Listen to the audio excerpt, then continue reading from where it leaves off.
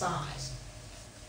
Now, enrollment figures based on FY08 data, this is compared to the other schools in Harrison County. Long Beach 2746, Gulfport 5,581, Biloxi 4,878. Harrison County's had the big jump, 13,083, and they've gone up since then. Pasco-Christian 1,471. Okay? So we are not quite twice the size of Pasco-Christian, but not as large as Gulfport, Biloxi, and Harrison County. We get our money from federal sources and title programs in cafeteria and in special education. We get our money from the state in our MAEP fund, Mississippi Adequate Education Program, and they give a base student cost which guarantees that a district can provide an education to all the students in that district at a level 3 accreditation rate. And Long Beach has been at the top accreditation level for several years. Anything above a level 3, the state expects the local district to provide. Okay? They're only going to provide enough money to get you to a level 3 throughout the district. So this is where we are with all the other schools in the county. Now, enrollment figure evaluation in 2003, $106,568,000. You look down at the year of Katrina, we were at $110,880,405. That's what our assessed valuation is. 2006, the storm had hit. Everybody's assessed valuation stayed the same. Nobody knew what it would do or what would happen. So the county tax assessor, until they had accurate figures, just left it the same for those 2 years. 2007, they had taken off some of the homes that were no longer in place, and the school district's assessed valuation was $99,888,286. Now, the school district's assessed valuation is a little bit higher than the city's, slightly higher, and that's because we encompass areas outside the city limits. Where the industrial park is, the areas north of 28th Street. They're in the school district, but not in the city, and we get some revenue from those areas. 2008, we went up to $103,589,075. Then reappraisal hit in 2009 is the first year that we thought our numbers should really be accurate. Because even though they said this was our assessed valuation, we didn't get that much money in to equal that. We thought, okay, 2009, everything had been reappraised. These should be good figures, $119 million. Based on that. And when I tell you our assessed valuation is $119 million, you take off special homestead that has to come off the top, and a mill in 2009 should have been about $110,000 for us. You say that times 55 mills for operational, and probably about another 6.5, 7 mills on debt service.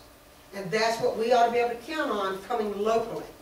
We take that, when we get this from the county tax assessor's office, we have to fill out a worksheet every year. It's due by November 30th. By November 30th this year, we'll have to fill out the worksheet that gives us our money next year.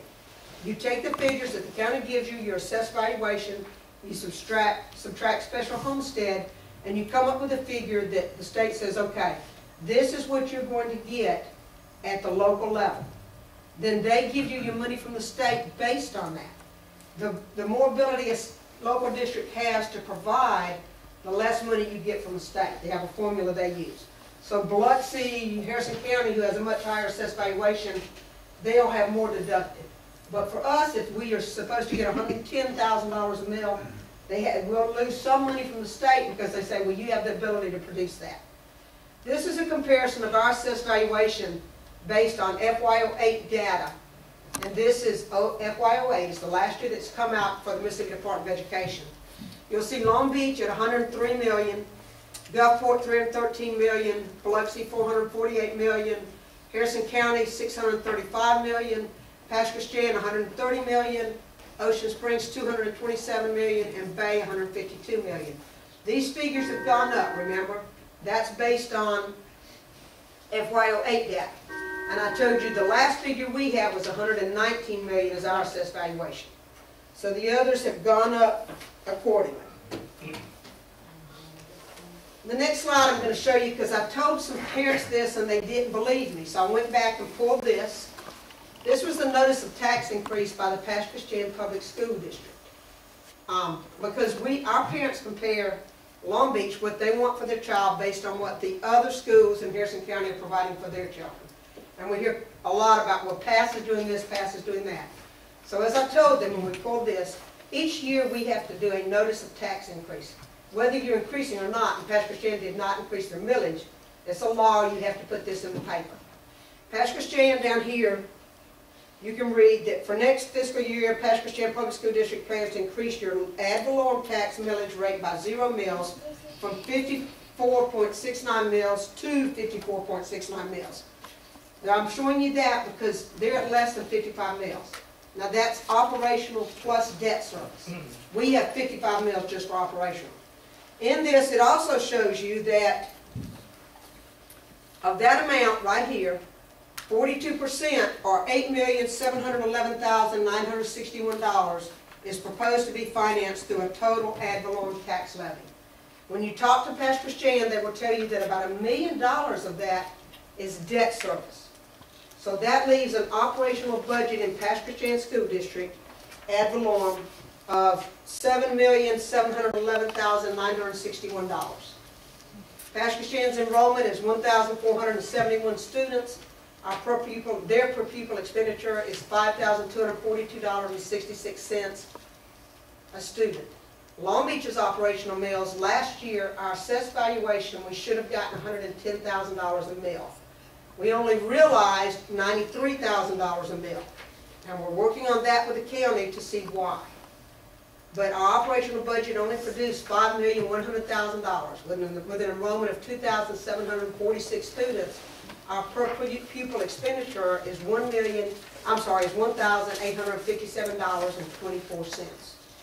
The revenue required for Long Beach to match what Pastor Christian is doing per pupil expenditure, $14,396,344. Now you say, well, you shouldn't compare us to past, but if you remember, they're the lowest of the coast districts to compare to. Everybody else is much higher. So I'm telling you that because I will tell you that your teachers, your administrators, your staff do an outstanding job educating our children with the resources we have compared to what they have. Our loss of revenue this year, MAEP, $486,000. Ad valorem, we declared an ad valorem shortfall of $471,267. Our ad valorem shortfall was actually $900,000.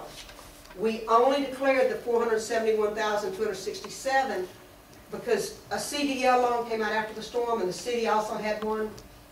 We still had $471,267 that we could draw down from that CDL loan. So the board said, okay, we'll do just this to recoup some of the money we lost rather than put a tax on the citizens to recoup that shortfall. You'd have probably had to put, to recoup $900,000 at $93,000 a mill, you're probably talking about 7 or 8 mills you'd have had to put on to recoup that.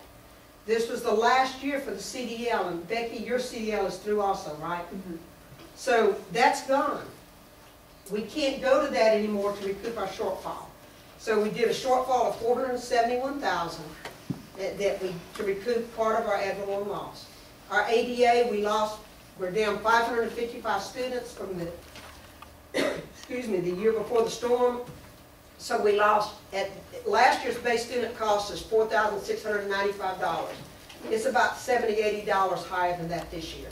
So that's over $2 million we lost there. So that's a total of $3,552 for last year. This year, we expect the ADA of $2,500,000. The governor has made a 5% cut already after contracts were done. And in a school district, once the contracts are done, you must honor them whether you have the funds to do it or not. You cannot release staff at that point. That's a state law. So when they make the cuts, you take it out of whatever fund equity you have.